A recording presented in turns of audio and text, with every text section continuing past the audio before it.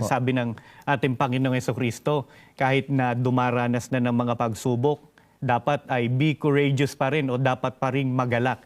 Ano po ang dapat na maintindihan natin? Bakit dapat pang magalak kung dumadaan na po sa pagsubok?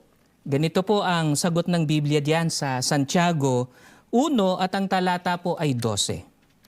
Mapalad ang taong nananatiling tapat sa kabila ng mga pagsubok, sapagkat matapos siyang subukin, tatanggap siya ng gantimpala ng buhay na ipinangako ng Panginoon sa mga umiibig sa Kanya.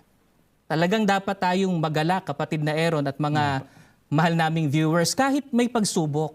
Sapagkat ang papasa sa pagsubok ay tatanggap po ng gantimpalang buhay. Ang tinutukoy po na buhay ay perpektong buhay na walang hanggan sa bayang banal.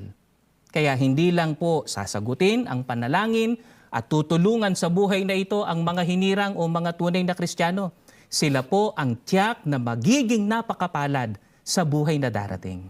Kaya mga kaibigan, patuloy po kaming nag-aanyaya sa inyo na sana po ay patuloy ninyong tangkilikin at subaybayan ang mga religious programs ng Iglesia ni Cristo dito po sa INC TV.